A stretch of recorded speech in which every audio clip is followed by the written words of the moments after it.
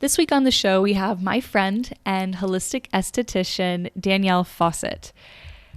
I am going to have the audacity to say that this podcast will very likely change your entire life and how you see your skin, because Danielle has done that for me, and all the information that she has to share kind of goes against the grain of what your dermatologist recommends, what products the average quote unquote dermatologist recommends on ads on TV, and just really what society has had us believe about skincare. Part of the reason why I am so stoked and passionate about this episode is because for years, I have really wanted to clean up all of the products in my house that I put on my skin, that I put in my hair, and put in my body. And I was always told by estheticians that if I wanted to have nice skin, then I would have to open myself up to the idea of using sometimes harsh chemicals or just chemicals that just don't fully resonate with the whole vibe that I really go with. That is until I met Danielle. As she'll soon explain on the show, when you work with a holistic esthetician, their priority is to honor the skin's integrity and work with the body and not against it. She believes that the skin reflects the internal organs, which is completely along the philosophy of my medicine, Chinese medicine. And so when we met and she validated how I felt about wanting a holistic skincare routine, it was just this perfect explosion of, you get me. And so she introduced me to this product line that she's going to mention again and again on the show called Osmosis that has, I've never been complimented on my skin. And I'm getting compliments now, guys. If you're somebody who has struggled with their skin and acne and dull, dry skin or just a combination of issues, then you know how limiting it can feel to have the thing that you present to people first, the thing that people see first, your face, be something that is an obstruction or a massive insecurity. So this show is very different from all the others. I just hit her with all the burning questions that I have had around skin health, and we just go back to back to back on answering them. To give you a couple of topics that we cover, we talk about her cardinal rules to skincare, what not to do, and what to replace those things with. We talk about what blackheads are, how diet contributes to them, and how a holistic esthetician would treat it. Her opinion on pimple extractions and just acne in general, including cystic acne, and how to recover and maintain a healthy skin barrier. We talk about skin and face mapping, which is something that I have a particular passion on. And we also talk about tips for aging with grace. If you would like to work with Danielle, you can find all of her information in the show notes.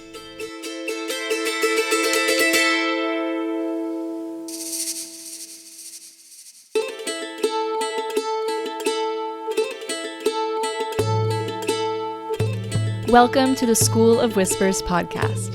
This is your host, Stephanie.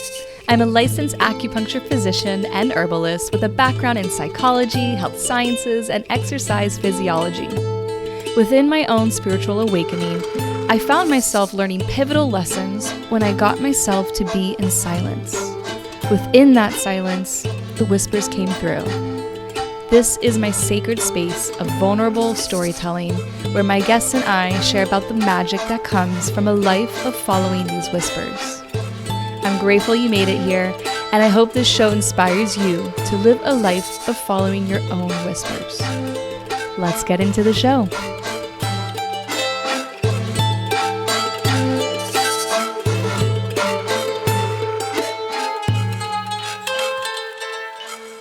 Danielle, welcome to the show. I am so excited for this episode. Thank God this isn't on video because I am I am lounging in a fetal position because I just got my period, but we're gonna make it work. We're gonna make this work, and it's gonna be a really informative episode. I've been so excited for this conversation, and yeah, welcome. Thank you. I'm so excited to be here and to have this conversation with you. Thank you for having me. My pleasure. So I always like to give the floor to everyone to kind of give whatever titles they feel like are worth mentioning, any background, as well as sharing within your Dharma, like what do you stand for? So I would say, so holistic is a very important term in my field.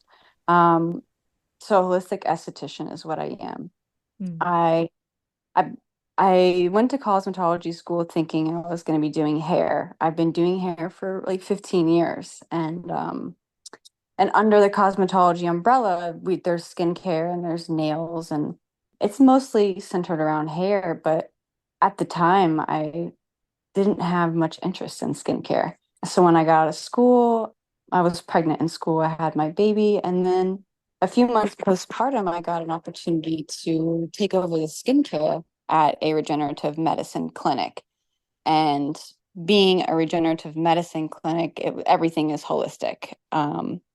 And really dived into what holistic skincare looks like. And I didn't even know that really existed. I was never like a skin junkie or anything like that. Very simple, like really didn't know much about skincare. But yeah, that's how I got into being a holistic esthetician. That's so interesting. It really found you. Yeah, and I feel like those are like the best gifts in life when you're not looking for stuff or when opportunities come up and they're just like, oh, wait, I can do that? You know? Yeah. I love those little moments in life. I always think of in the movie where the heroine is in a situation and you're thinking, oh, they're fucked. There's no way they're getting out. And then all of a sudden, somebody they met in the first 5 minutes of the movie swoops in and saves the day. You're like, oh, shit. Yeah. And those moments Yeah. in life happen all the time, and I love it. Yeah. And I mean, I was just fresh in baby land and I was just thinking, and everything changes once you have a baby. And even just the thought of going back to working with the chemicals, doing the hair thing, it wasn't appealing to me. And it was just this great opportunity that it's just been amazing. It's been amazing. And it's just a never ending learning journey. Hmm. So, yeah. What is a holistic esthetician exactly? So, a holistic esthetician, to me, what I stand for is honoring the skin's integrity. What I mean by that is working with the body, not against it. And what that looks like is not aggravating and using aggressive chemicals or acids to the skin. I'm not injecting foreign objects into the skin. And I believe wholeheartedly that the skin health is absolutely linked to one's overall well being. And the skin reflects the internal organs, what's going on inside. Hmm.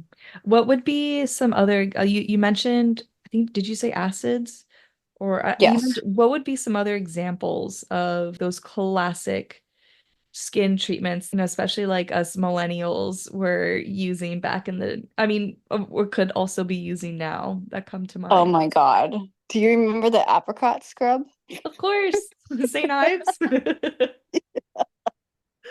Okay, that is like, we're going to talk about that today. I'm sure it's going to come up. That is one of the number one no-nos is using a scrub. There's no need to be aggravating and exfoliating. Gosh, I would do that twice a day, Yeah, me every too. day, and wonder why my skin was so dry or oily or my acne wouldn't go. It's crazy what I know now and what we didn't really know back then. We just didn't. My mom didn't realize I was eating horrible food and have such bad cystic acne and I didn't know why. Mm. Like, and now I just think like, well, no shit. Like, but yeah, so like and then the toners, leaving your skin squeaky clean, stripping all of your lipids. Horrible. Horrible. You're so susceptible to the hyperpigmentation from the sun. Like you don't want your skin squeaky clean. And you can't get your skin completely clean. Your skin, You shouldn't. it's made, yeah, the oil is hydrating. Mm. So, and then what's funny is if you strip your lipids and you keep stripping your skin, you're gonna get oilier. Your skin's gonna produce even more. So it's kind of this vicious circle or cycle, vicious cycle. that actually kind of gets me into one of my follow-up questions, which are, and let's just get right into it now. What are three or more cardinal rules to skincare other than, okay, so St. Ives, no, no. Yes, no, no. So cardinal rules, I would definitely say, less is more, like in general, less is more.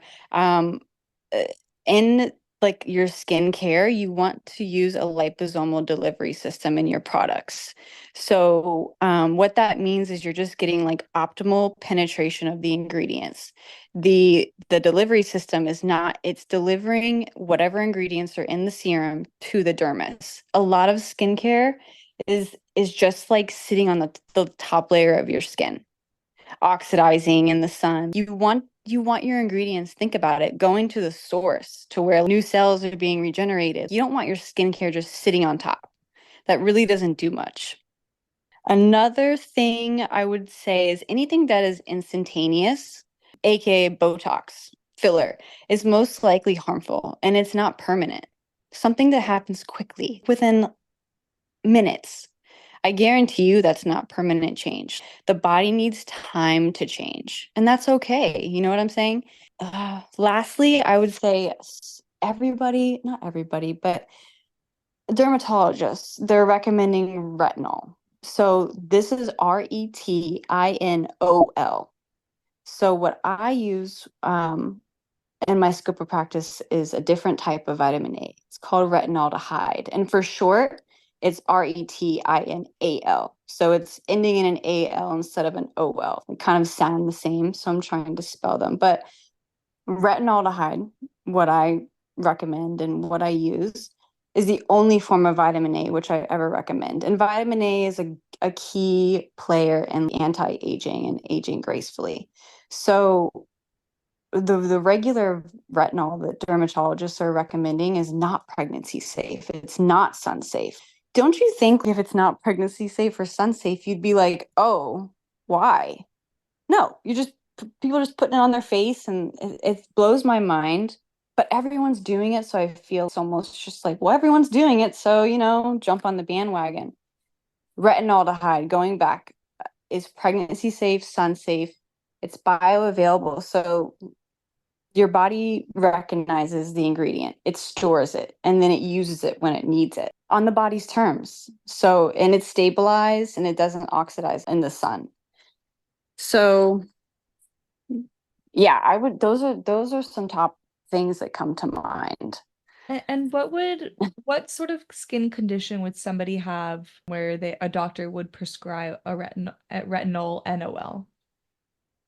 Sometimes acne, sometimes anti-aging. Literally, I don't know where they get their information or how they prescribe. It just seems that they just want to, honestly, I can't really speak for why or what conditions. I felt you pump those brakes there. Thanks. It's for money, people. No, Yeah, we can't just we don't know for sure, but yeah, it is so so interesting how intensive prescribed medication is without much consideration for the human who is ingesting it. dude, you have no idea. Like when I have my clients come to me, we do a full consultation. I literally ask you like questions that a personal trainer might ask you. Your water intake. What are you eating? The doctors, the dermatologists that they go to, they say there's no questions like this. Acne is linked to what you're eating, drinking, doing. Like it's a toxin purge, Mm. essentially. That's what acne is. And rosacea, all these skin conditions, they just the doc they don't spend enough time with their clients, and they're trained to just prescribe a topical, so that's what they do. So Yeah. you know And actually, I'll leave that there. I'll get back to that. I would before we get deeper into this, just so people have maybe some reference, who inspires you most in this field of holistic aesthetics? Is that the right hmm word? Is aesthetics? is the same as this esthetician or Yeah, holistic? so yeah, I would say so the skincare line that I use is called Osmosis Beauty, and Dr. Ben Johnson is the founder and the formulator. He's ruffling all the feathers in the skin and health industry with never before formulations and proven to be true ideas.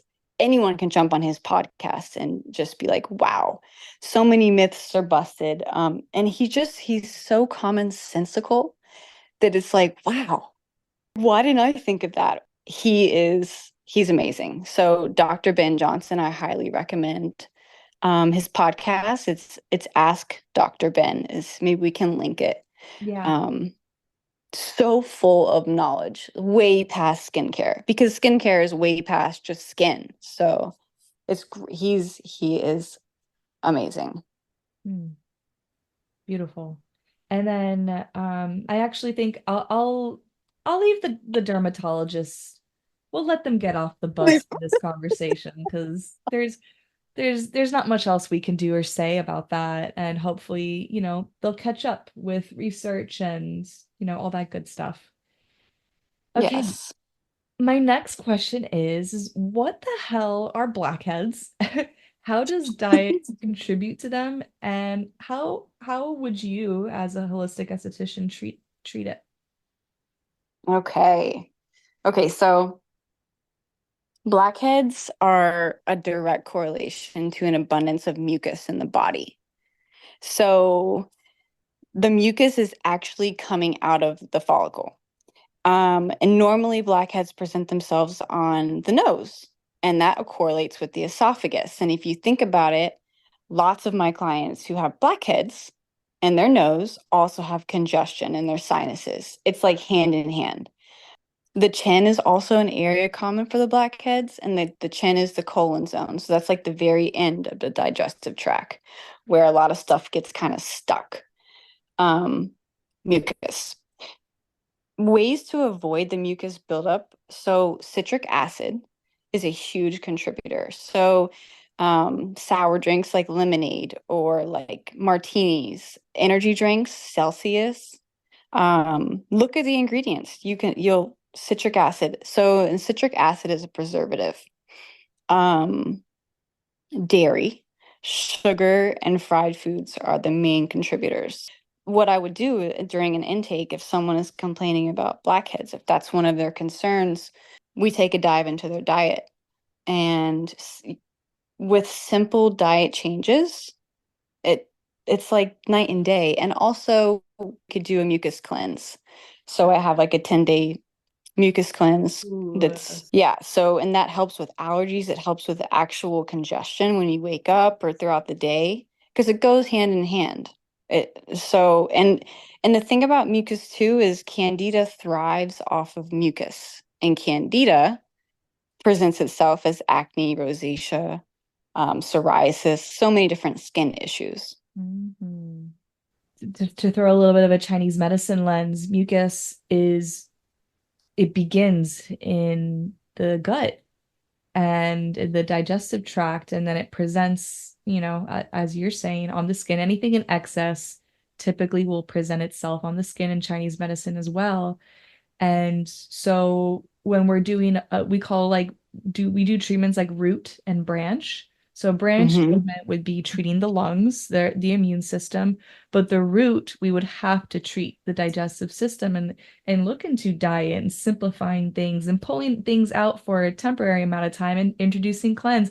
I'm thinking, where were you in my life with that mucus cleanse? My God, I had such bad mucus a couple years ago, like demons coming out of me. My God. Are you better now? Yeah, yeah, for the most part. I just don't like AC. I think I lived somewhere with mold a couple years ago and it was only for 6 months. But man, it really did a number on me. And Yeah. and actually, unlike the canary in the coal mine, if there's mold somewhere, we gonna find out because I'm going to be affected and sneezy. And I was staying in Costa Rica and I saw mold on my AC unit. I was like, you fucking kidding me? Yeah. Yeah, and it's like once it happens, and I did a lot of stuff. I did colon hydrotherapy, gut candida diets for like 90 days, a lot of herbal medicine. And it's really, really helped so much. And actually it's reversed a lot of allergies and food sensitivities. But once you're already introduced, especially if you're living somewhere that's damp like Florida, it's just never going to, well, I mean, candida will always live in the gut, so it's never fully going to go away. Right. Right. And there's like 56 different strains too. Did you know that? No, I didn't. Yeah. There's a lot of different strains. But yeah, like you said, but there's mucus, some mucus, I mean, you need mucus in your body. It's basically, I always say, like, if, like you said, if someone's doing something in excess, like something you do every day, that's what I usually ask people to like think about. What do you do every day Mm. or every other day? Something that you put in your body, that energy drink every day. A lot of people don't think about that, you know? Things that aren't whole foods, they're pretty much chemicals. Sadly. Yeah, lab made. Yep. And the truth is, it's just foreign. The body's like, huh? What is this? Yeah, and it's so hard to break down. What do blackheads in the ear mean? I was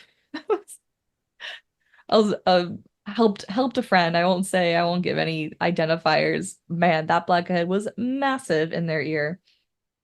Mm, I would still say the same exact answer that I had given, Yeah. that it is abundance of mucus. Yeah, because They are a very mucusy person too. yeah, and I mean if you also just if you have the leftover of shampoo and conditioner on your ears, you're not rinsing your ears thoroughly, if you're sweating a lot and there's just a buildup of oils and stuff in your ears, but usually I attribute it to mucus within the body. Gotcha. Okay. So from blackheads to pimples, Yeah, what friend.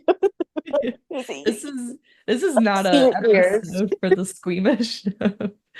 Okay.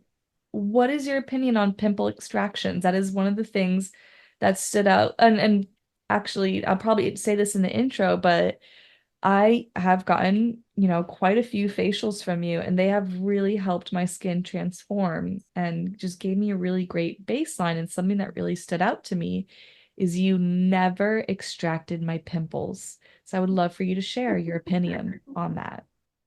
Okay, so they can totally be part of a facial, but it truly depends. I do not believe in pushing the skin ever with anything. I have a couple clients who get like massive whiteheads and they're erupting, and it's sorry for the squeamish, but it's ready. So I'll pop that no problem. I'm not going to mess with a cyst. I'm not going to mess with things that are just not ready. This is where a holistic esthetician comes in and suggests diet changes, possible water source changes, suggesting breathing exercises. Like there's a reason for these pimples. I feel like addressing the internal, the source, rather than messing with the pimples. Nourishing the skin. The skin needs nourishment, so does your body, and the pimples are going to come and go. They're going to go. It's kind of a waste of time. I really want to get to the source. The pimples, they suck. They hurt. They're uncomfortable. They're not attractive. But when you address the reason why the pimples or rosacea or whatever is there, then a month or two down the road, you're going to forget you had them because they're going to be gone, you know? Yeah. So I You're just like to evaluate the client's situation and really dive into their lifestyle and their habits and what they're doing and what they're not doing, you know? Yeah. And I think somebody said this once about gray hairs, but I believe this about pimples is when you pop one, its friends throw a funeral for it and others were around the area. Well, yeah, and you can just do damage to your skin, like Mm, micro tears and stuff like that. You couldn't spread bacteria, but acne is very, very seldom like a bacterial issue. And that's also old school way of thinking. The dermatologists, sorry to mention again, but they still have that belief that some acne is, I mean, there is a small percentage that can be bacterial, but I have never had a client with bacterial acne. So, Is it fungal? Like, what is it? yes, so like fungal. Okay. Yeah, that's what I meant to say, fungal. It's very seldom Oh, fungal. oh, it is. Oh my Yes. gosh. Yeah. God, I remember being told, like, fun fact, acne is a fungus. And it's like, oh, whoa, like fascinating. Antifungal, whatever. Kill the fungus. So it's not. Well, and if you talk to the people who have put the antifungal topicals on their face, it hasn't helped. Right. So, so yeah, the source, getting to the source and just changing some things up is usually all you need to get rid of these pimples, and then you won't need to worry about extracting anything. Hmm. You're really simplifying a lot of this information for me. I'm sure for a lot of others. Awesome. Yeah, it's really not that complicated. The body is so genius. Like, just let it, it is, if you have a skin problem, your body's telling you something is out of balance, something is up. So, so instead of like hating yourself or hating your skin issue, like, thank you, body. Thank you for showing me this, because it could be something that could turn into something worse, you know? The body's genius. Yeah, and I would say to anybody who's frustrated, don't give up on trying. Because God, how many health things? I mean, shoot, look at me. Like, how many years have I been working on? Granted, I was on birth control for 11 years, so that's a long time of being in a state of dysbiosis. But how many years I've been working on helping my period, and here I am in a fetal position, being like, why? Thank Yeah. my herbs kicked in and I'm feeling so much better now. I could barely speak earlier, but I'm not going to give up. I'm not going to just let myself be defeated. So to anyone's listening, don't give up if you've got, really quote unquote stubborn bad acne. It's not stubborn, it's just your body trying to give a message that you've yet to learn as of late. Yeah, and the more you stress about it, emotions play such a huge role in purges Hmm. and flare-ups. Emotions play such a big role. Hmm. And it's so hard because like your face is what people see. It's especially if you're in the health field. You don't want to show up and have acne. It's embarrassing. It's like I'm supposed to have like this perfect face, but truth of the matter is really healthy skin can still have breakouts. And hey, like I I live by like an 80/20 rule. I will have a Celsius every once in a while. And I know it's like yuck, but I allow myself to sometimes. So if you really want that ice cream, allow yourself to have that joy and have the ice cream, but don't beat yourself up if you get a pimple from it. Yeah. Amen. Make it something that is like every once in a while. Yeah, 80/20. Okay. Yes. How can one with the topic of pimples, how can one help recover and maintain a healthy skin microbiome? So maintaining a healthy barrier is actually easier than you think. Um, like we were kind of talking about, avoiding the salicylic acid, the benzoyl peroxides, the face wash with the beads or the sugar scrubs in it, anything basically that's over the counter prescribed by the dermatologist, just stop that. You are inflaming your skin and you're just causing your skin to be in this repair mode. Um, the toners, we talked about like them being making your skin squeaky clean. I would avoid those. And then some people might say, well, my skin gets better when I use these things, meaning the harsh chemicals or the chemical peels.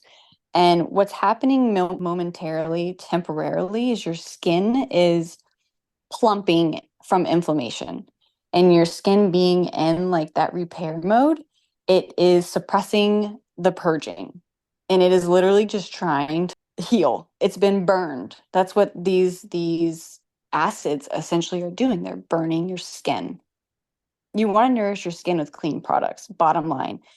And Osmosis has it down packed. The serums have the liposomal delivery system, so you're getting, each serum has a different job, but at, at the end of the day, it's nourishing the skin. It's feeding your skin nutrients. That is what is going to keep your skin thriving, youthful, and healthy. Hmm. I a couple maybe like a year or two ago, I stopped using harsh soap on my face. Well, first I Mhm. stopped buying fancy cleansers because I saw my husband's skin, which was like rosy and lovely, and never always use fucking body wash to wash his face. So I was like, I'm gonna do the same. Didn't work, didn't help. So then I just started looking into oil-based cleansers and using jojoba oil to take off my makeup. And oh my God, my friend was an esthetician. She told me beforehand, she's like, Steph, your skin, it's dull. It's dying for nutrients. And so we were talking a bit about products. And then the next a couple like a month or two later, she saw him, she goes, oh my God, I don't know what you're doing, but it's finally working. And then I stopped stripping the barrier Yeah. with Yeah. knives and all that caca. Yeah. And when it's coming from an esthetician, you're like, oh, okay, maybe it's really working. Yes. Especially one who was calling my skin dead and lifeless and gray. I know it was not easy to hear that, but she wasn't wrong. So, oh, Oh, yeah. Yeah. And bless people's hearts. They just don't know. The no. commercials say do it.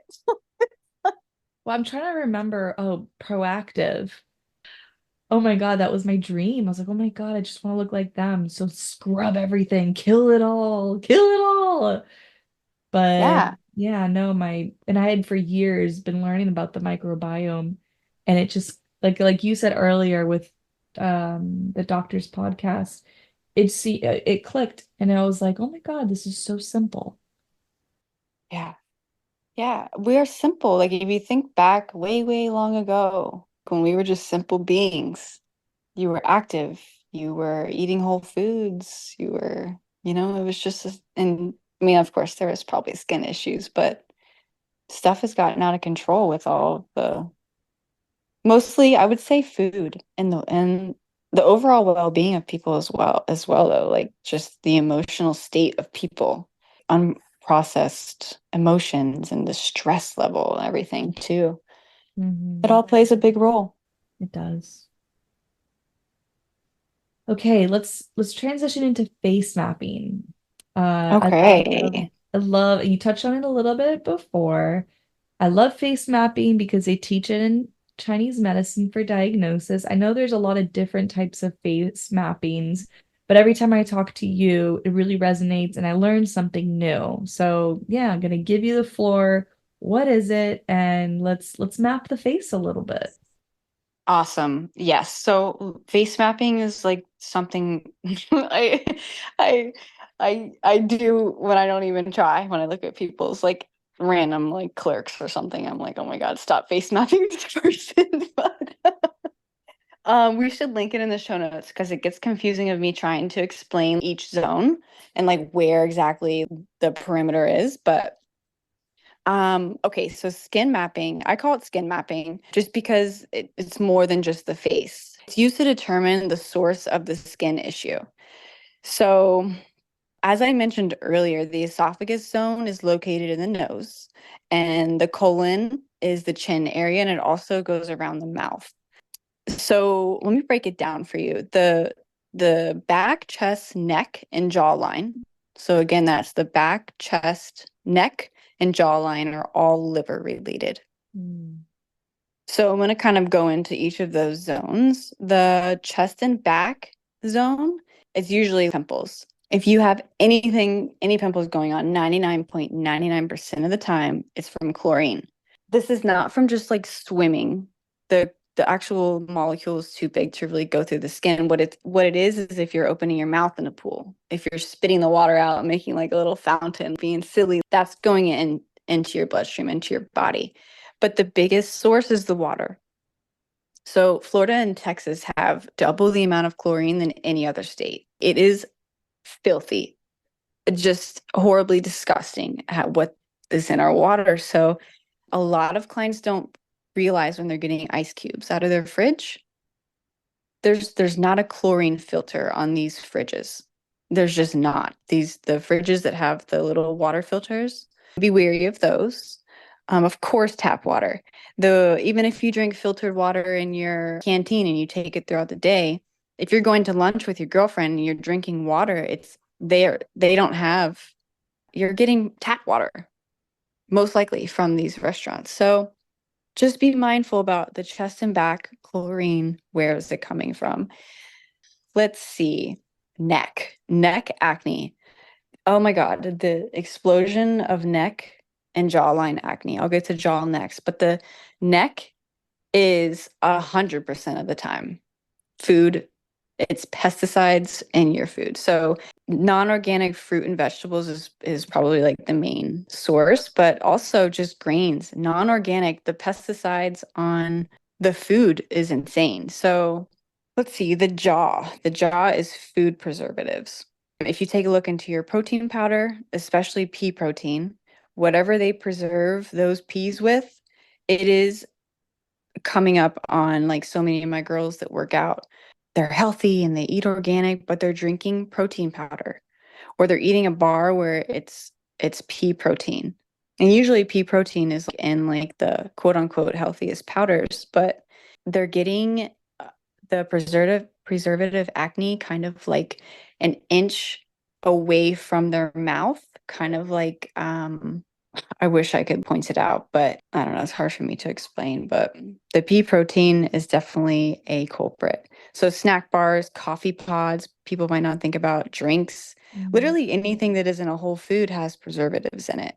Mhm. So, just read the labels. Take the time to know what you're putting in your body. And then I'm going to touch on hormonal acne because it's usually in the jawline. So, food preservatives mimic estrogen. So the body, being the genius that it is, it produces less estrogen because it thinks it has a surplus of estrogen. So you can see how that can be considered hormonal acne. Taking a holistic deeper dive into it, the food preservatives are the culprit. And they're carcinogenic and they're fully proven to be carcinogenic. So yeah, those zones are liver zones. So those four zones that I mentioned are a harder area to clear. It takes longer time to detox those areas. It could take up to a year, 2 years of taking a detox to detox the liver. So now I'm going to move into digestive related issues. And so that's everything above the jaw. Those zones are the esophagus, stomach, small and large intestine, and the colon. And in those zones, candida is the culprit of these. So dairy food, sugar, dairy is hard to process, so it creates a lot of mucus. Other foods are fried foods, the sour drinks, like I mentioned, lemonade. Supplements are huge. Oh my God, I'm so glad you huge. mentioned that. God, so many people are supplementing because they want to be healthy, right? Like they're taking a vitamin that has literally all these different supplements within it. And one, magnesium citrate is a huge contributor. Over 250 milligrams of vitamin C create mucus, an oral B12. So I always recommend when my clients have, I don't know, some have like 12 supplements they're taking to get some blood work done, get testing done, go to a functional medicine practitioner, see what you're deficient in, see what you really need to supplement and go from there. It's just like I said, less is more. Less is more. That wraps up the zones. Oh, thank you for sharing that. That was so informative. And gosh, I forget who I told somebody recently they're an iceberg, and you are as well, where I only had this short amount of time with you. And you got so much information and knowledge on all of this that you hold. And I'm really grateful to have a little Oh, slice of that. I'm so happy to be here. I'm so passionate about it. So it's like I love to share with people who are willing to listen and are open to it because people just it's kind of it's new information to a lot of people. Yeah. But Yeah. it's so commonsensical and a lot of people battle with skin issues, so they resonate with it, you know? Yeah. Yeah. I'm really starting to learn over the years with my health that if it's complicated, then there's probably a lot that needs to be shed, a lot of information that's unnecessary. And the more simple information is about health, the more it resonates. And it also there's proof that in my practice, as I simplify everything, that's the way to do it. Yeah, totally agree with you. I do want to talk about some techniques, but I actually want to touch on cystic acne. Um, what Okay. what is your opinion on it as well as treating it? So I would say cystic acne can really be a possibility for anyone in any zone. Cystic acne, for anyone who is not familiar, they're like that the deeper, painful, inflamed, very uncomfortable pimples. Usually do not have a head. So these are the type of pimples that I do not mess with and try to pop. I go straight into what the person is ingesting. Mm, Bottom line with cystic acne. Like I go straight into tell me everything. The brand. People can be very vague and food is like a very sore subject with people. It's funny.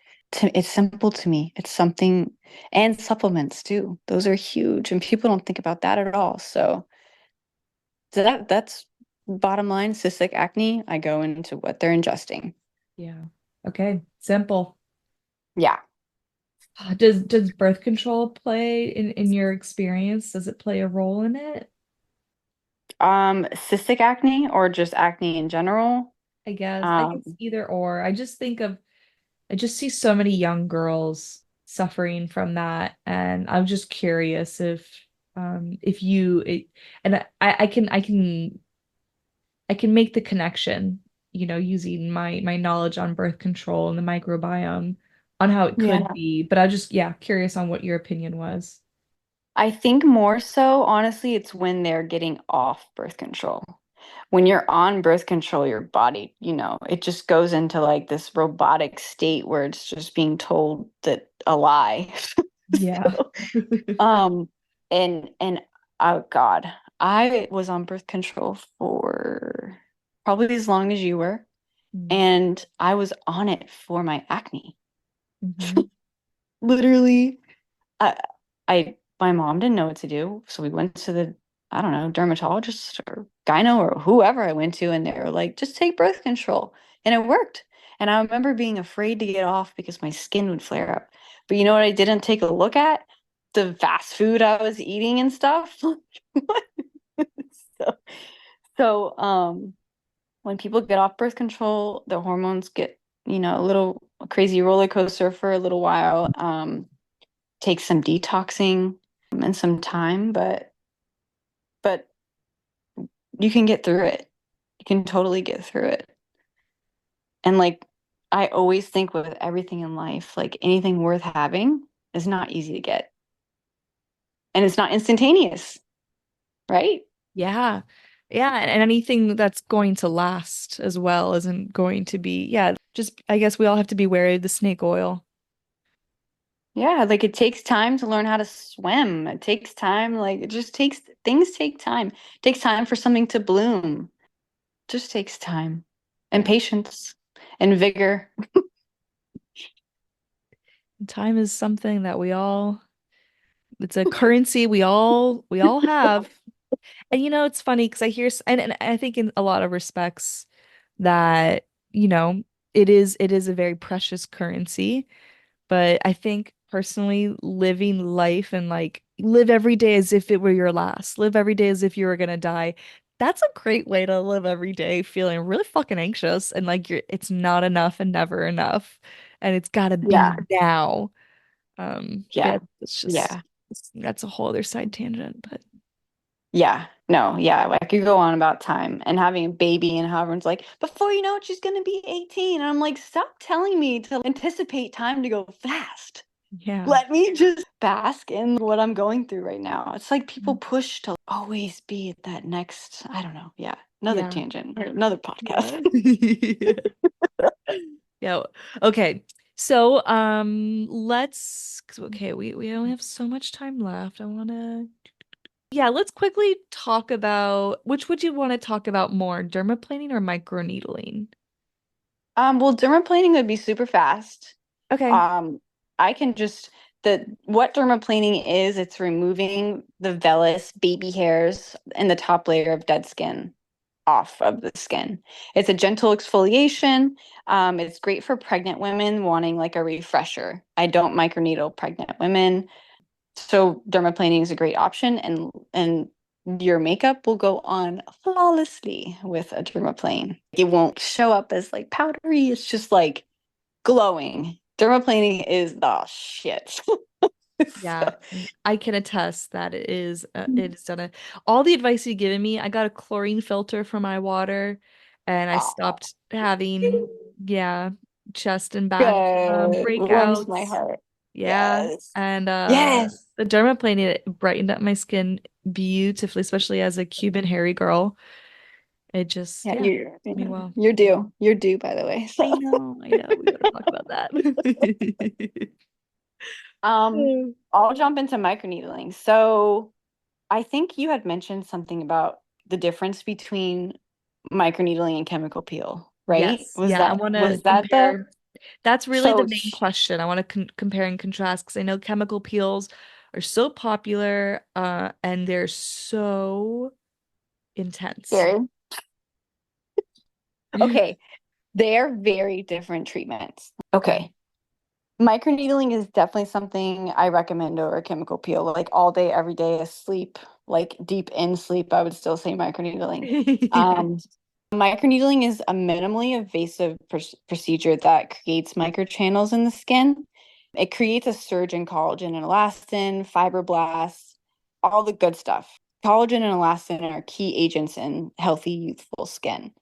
And fun fact, while we're talking about that, after age 25, we lose 1 to 2% of our circulation, our growth factors, collagen, elastin every year. So by age 50, you've lost 25% of your circulation of these youthful agents. Mm. Um, Chemical peels. Okay, so I'm sure everyone has seen like people's face like peeling off on social media. The chemical peels are literally burning your skin. They're acids.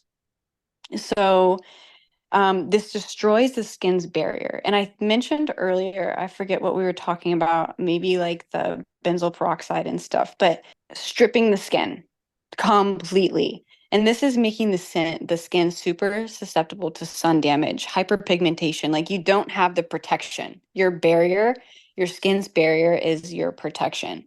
So the chemical peels, and I touched on this earlier too, is when it's wiping everything from your skin. Your skin is going into repair mode and it is forgetting about purging. We'll put that on the back burner body because we need to repair the skin that's just burned. Hmm. So purges get better and your skin is inflamed and it gets puffy, like plumper. So it's covering the fine lines. It's well, not covering, it's kind of like expanding the fine lines. Your skin looks better after a peel, right after.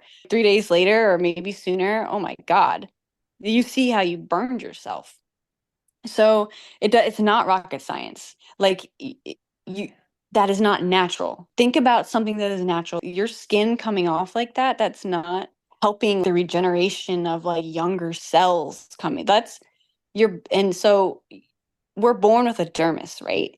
Our dermis does not shed and create new like the epidermis. So chemical peel after chemical peel, you're thinning your actual dermis.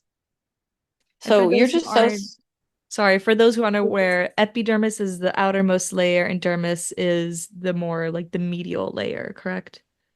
Yeah, so like that's where the magic happens. That's where the Gotcha. cellular rejuve. So you're so susceptible to just aging. The long-term effects of after these peels have been done is just very aged looking skin and hyperpigmentation, like sunspot looking, whatever you want to call it. They're bad news. Mm. And I have an intake, and when clients fill out the yes, they do chemical peels, or yes, they do Botox, yes, they do lasers, I always ask them, do you mind if I give you my take on this service? Because a lot of them are just not really aware of what's really happening to the skin and what that's going to do long term. We don't even know what that's going to do long term. Some of these things have just come out. So yeah, that will wrap up microneedling versus chemical peel. Gotcha. Thank you for sharing that.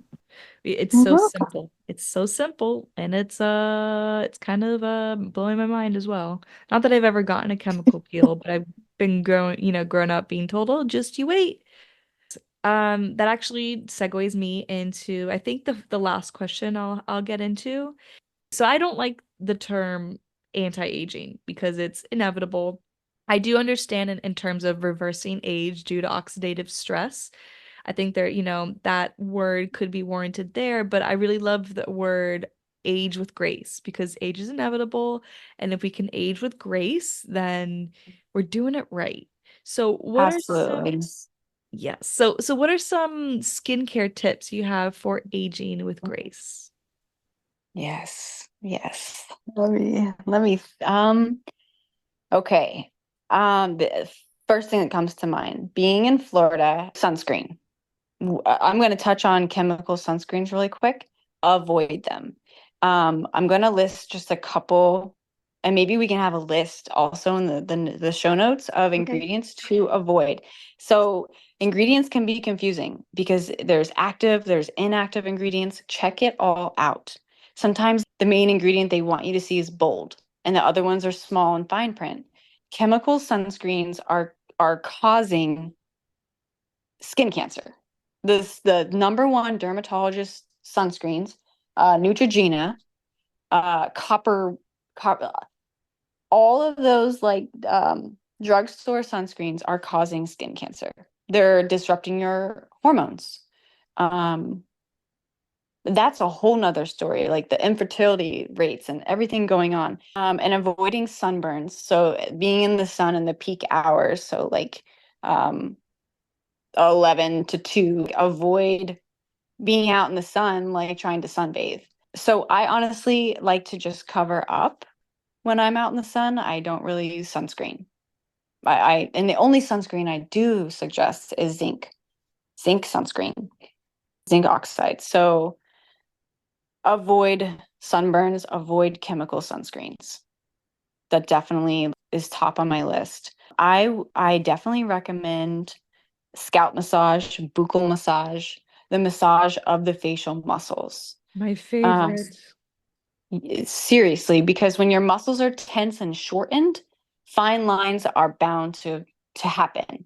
So keeping those muscles, and a buccal massage, for people who don't know, it's an intraoral type of massage. It's great for that masseter, that jaw muscle, to loosen that up. That muscle is pretty much tense for everyone always. Like I don't think anyone can have a completely relaxed masseter or that jaw muscle. So the scalp is an extension of the face. If you think about it, the skin is just one. It's connected. It's great to just keep that fascia, that all that muscle just loose, stretched, tension free. So those fine lines and wrinkles and that sagginess is less likely to happen. I would say getting enough sleep, drinking enough quality water. Quality water.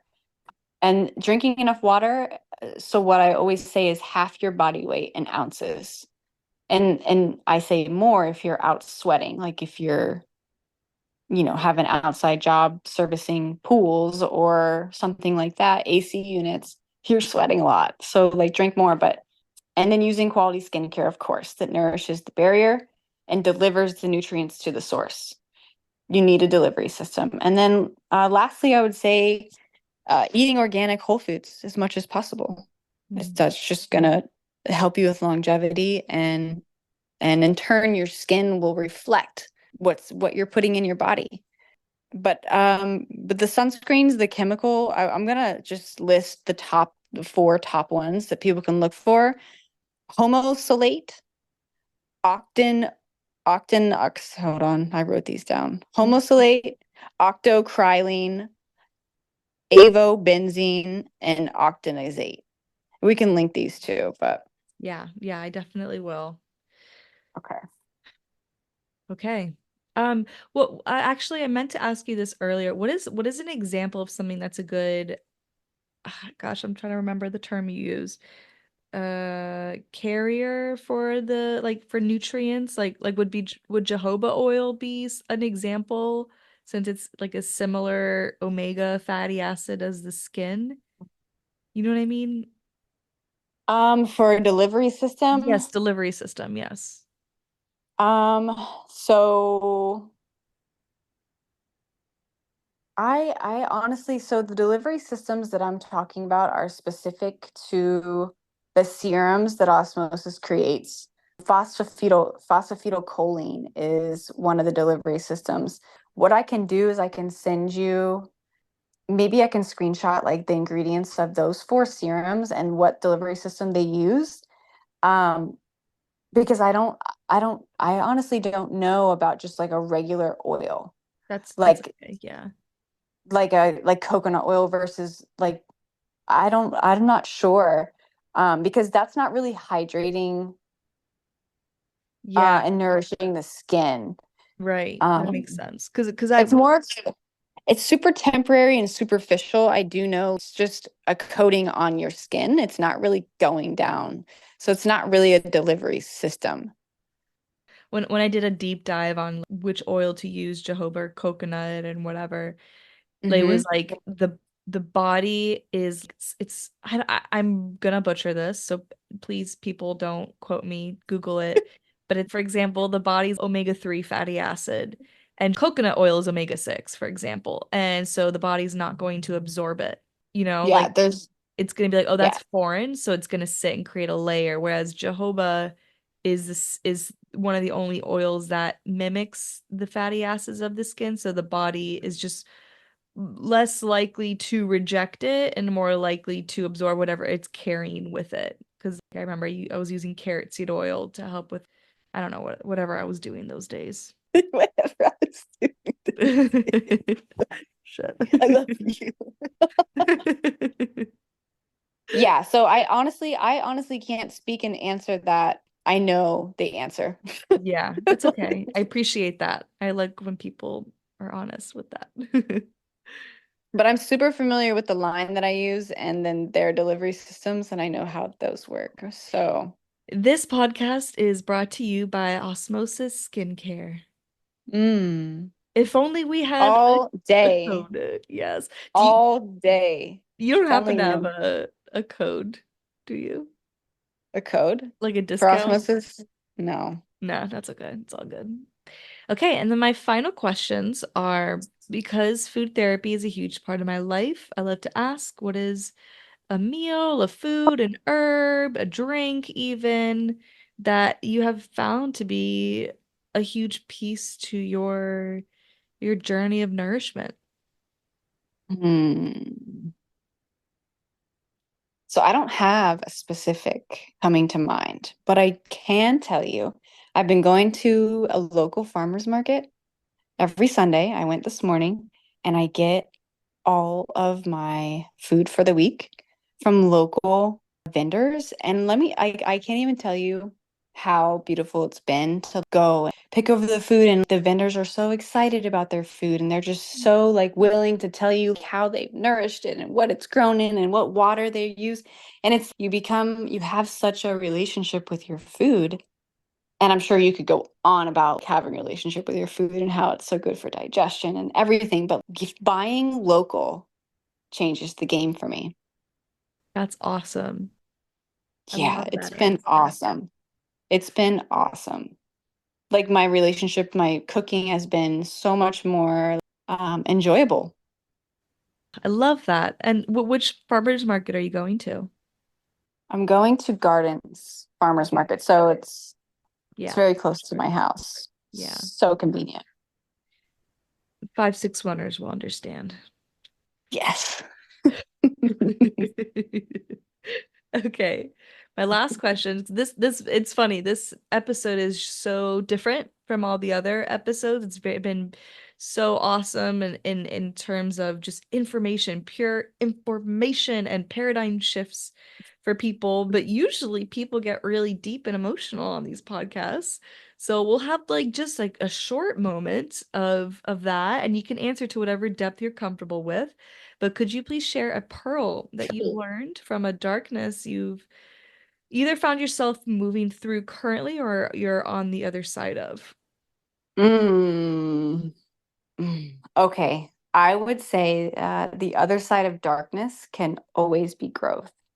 Mm. Um, I have been in like the deep dark depths of hell, in my opinion. So I really feel like I have been at a point in my life where I have been like, this is it. Even moments where I just wanted to die, to like really get real with you. And through it all, where I am now is a completely different life. I feel like I've lived at least 3 different lives. Mhm. And the growth that I have been able to experience by just pushing through that darkness has been so beautiful. So I'm not sure if that really answers your question, Oh, it does. but growth, like I just think that growth is always on the other side of something that is so hard that you do not think you can get through. Yeah. And I truly believe that's what we're here for. It's why we signed up for this madness is for growth. It's it's like this, and whether people will are in denial of it or not, it's something that we all strive for. Even plants, we all strive for an experience of growth. Yeah. Yeah, I love that. The analogy about plants. Yeah. Yeah. Whoever's on this podcast, I feel they want to expand Mm. their knowledge just Yes. by logging on here. Um, yeah. But if someone's just really struggling with something, skin related or not, just keep going. Keep going because you can help somebody on the other side of it, and that's the beauty of it. You can always help someone that is in the predicament you were in. And that's a meaning to life to me, is like to be able to help someone out, and then that person's going to help someone, and it's kind of like being kind. Hopefully everyone is just to be like this kind domino effect, you know. Yeah. Yeah. Exactly. Oh, there's so many things I could say to that, but I want to be respectful of your time. Danielle, thank you so freaking much. You are You're so welcome. awesome. Thank you so And much for having me. You're so awesome. Thanks mm, for having me, for real. Thank you so much. It meant so much to me to get that little invite. yay. Finally got me a month, a It's month in. I'm perfect. like, all right, Yeah. I'm out That's why here. when I got my period came in, I'm on day 23. I just don't get it. But I was like, I'm not missing this. I don't give a fuck, body. We're going. And we did it. We did You're it. doing great. See, you pushed through and you just learned so much from it, you know? I did. I did it for the growth. Thank you so much for tuning in to this week's episode. If you would like to work with Danielle, which I couldn't recommend more, she has helped transform my skin to a next level of just glowiness and vibrance. You can find her phone number, she prefers text, in the show notes. You can also find her email, which is dfawcett000@gmail.com, again, in the show notes. And you can reach out to schedule your appointment. If you would like to connect with Danielle through Instagram, you can find her Instagram again in the show notes, but her handle is danielle.skin.tegrity. If you enjoyed this episode and you would like to express your support, please go ahead, give me a rating on whatever listening platform you're on. Maybe write a review. That would be awesome. And make sure you're subscribed so you don't miss an episode. All right, my friend, I will be feeling your energy next week.